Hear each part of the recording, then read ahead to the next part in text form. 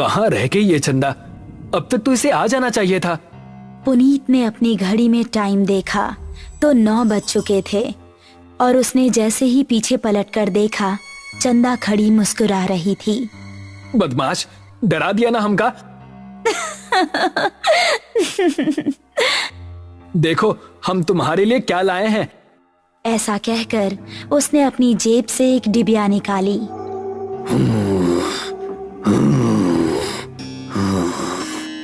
तभी उन दोनों को किसी के सांस लेने की भयानक आवाज सुनाई दी।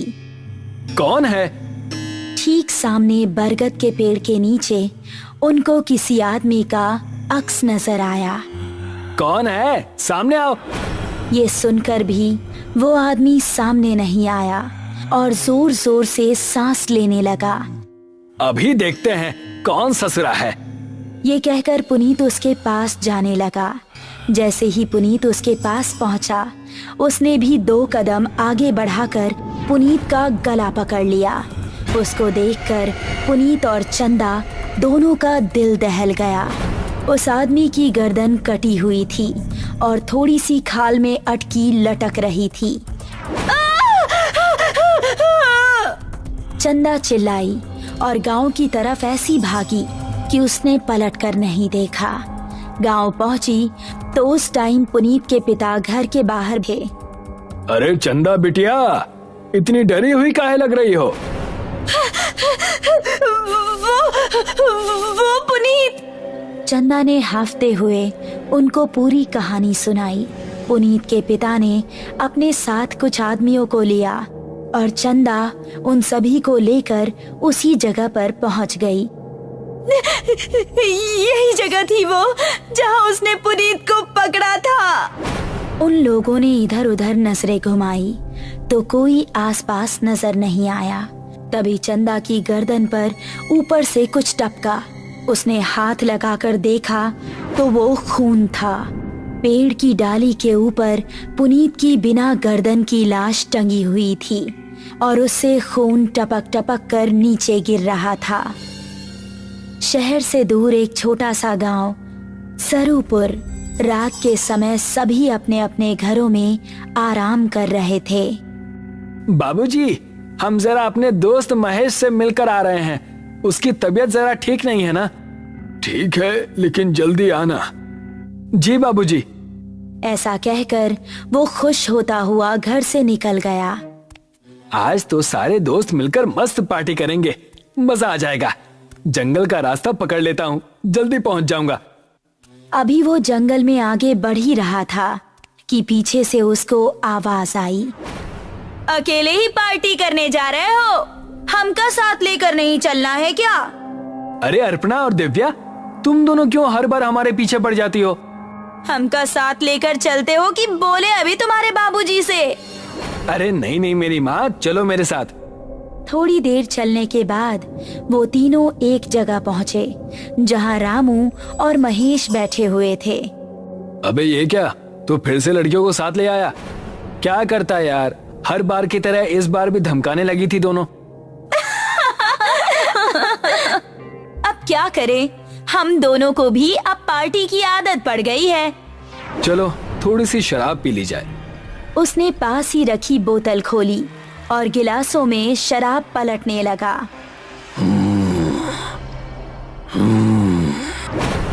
तभी उनको किसी के सांस लेने की आवाज सुनाई दी। उन्होंने देखा तो पांचों के रोंगटे खड़े हो गए। सामने से कठमुंडू चलता हुआ आ रहा था।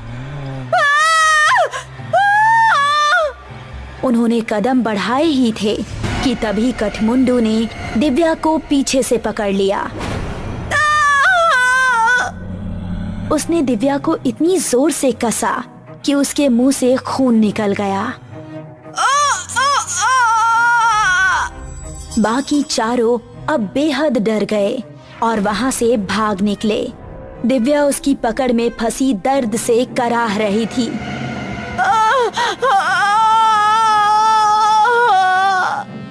उसने दिव्या को जमीन पर धक्का दिया और उसके ऊपर आ गया।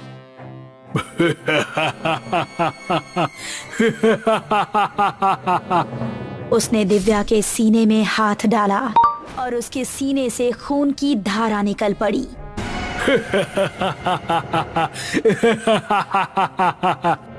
बाकी चारों इतना डर चुके थे कि उनको खबर भी नहीं थी कि वो किस दिशा में भाग रहे हैं। वो काफी देर तक भागते रहे। अब अपर्णा की हालत खराब हो चुकी थी। वो आ जाएगा, रुकने का समय नहीं है। ऐसे कब तक भागते रहेंगे? हम जा कहाँ रहे हैं, कोई बताएगा? हम रास्ता भूल चुके हैं, हमें नहीं पता कि गांव किस तरफ है। क्या कह रहे हो तुम? फिर तो हम सबका बचना नामुमकिन है। तभी पेड़ के ऊपर से एक हाथ आया और उसने महेश का गला पकड़ लिया। ये हाथ कठमुंडू का ही था। राकेश ने महेश का पैर पकड़कर उसे बचाना चाहा, लेकिन कठमुंडू ने उसको पूरी तरह से ऊपर खींच लिया और वो तीनों चिल्लाते हुए वहाँ से भाग निकले। वो देखो, सामने वो घर, उसके अंदर चलते हैं। वो तीनों एक घर के अंदर घुस गए और राकेश ने जल्दी से दरवाजा बंद कर दिया। तभी कोई जोर जोर से दरवाजा पीटने लगा। तीनों का शरीर इस समय बुरी तरह से कांप रहा था। दरवाजे की धम धम उनके दिल को दहला रही थी। तभी खिड़की से कठमुंडू का एक हाथ अंदर आया और उसने अपर्णा का हाथ पकड़ लिया। बचाओ! अगर ये यहाँ है तो दरवाजे पर कौन है? राकेश ने दरवाजा खोला तो सामने गांव के बिरजू काका थे। बिरजू काका जल्दी से अंदर आए। उन्होंने कठमुंडू का हाथ पकड़ा और छुड़ाने लगे। कठमुंडू उनके छूते ही चीखने लगा।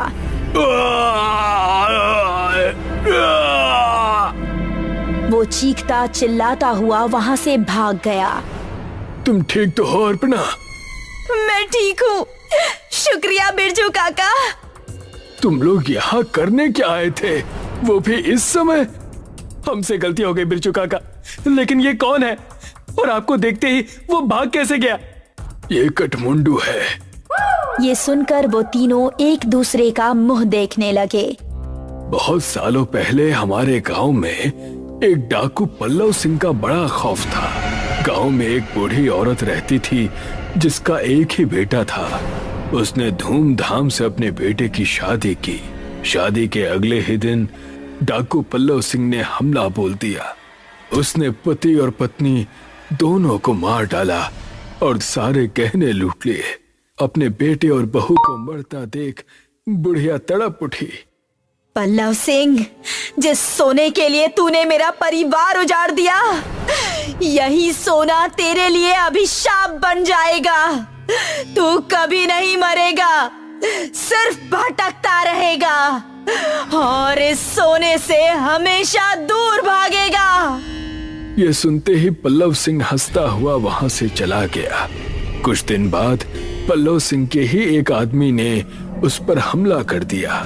वो उसकी जगह सरदार बनना चाहता था, लेकिन पल्लव सिंह तलवार के हमले से भी नहीं मरा। उसकी गर्दन आधी ही कटी और थोड़ी सी खाल में अटक कर रह गई। उसने अपने सभी साथियों को मार गिराया। उसने अपने उंगलियों में जितनी भी सोने की अंगूठियां पहनी थी वो गर्म होने लगी और उसके हाथ जलने लगे। बुढ़िया का श्राप अब शुरू हो गया था। उसने सभी अंगूठियां उतार फेंकी और जंगल में भाग गया। तब से अब तक वो जंगल में ही रहता है। मेरे छूने से वो इसलिए भाग गया क्योंकि मेरे हाथ में ये सोने का कड़ा है। ये कहानी सुनकर वो तीनों हैरान रह गए। चलो यहाँ से निकलो, वो फिर से आ सकता है। बिरजू काका को रास्ता पता था, इसलिए वो तीनों उनके पीछे पीछे जा रहे थे।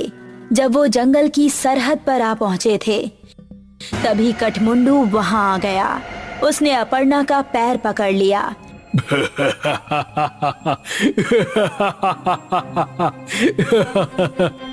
तभी राकेश ने बिरजू काका के गले पर नजर डाली। उनके गले में एक सोने की चेन भी थी। उसने चेन को उनके गले से उतारी और कठमुंडू की टूटी हुई गर्दन में डाल दी। उसने चेन को गले से उतारने के लिए जैसे ही छुआ तो उसके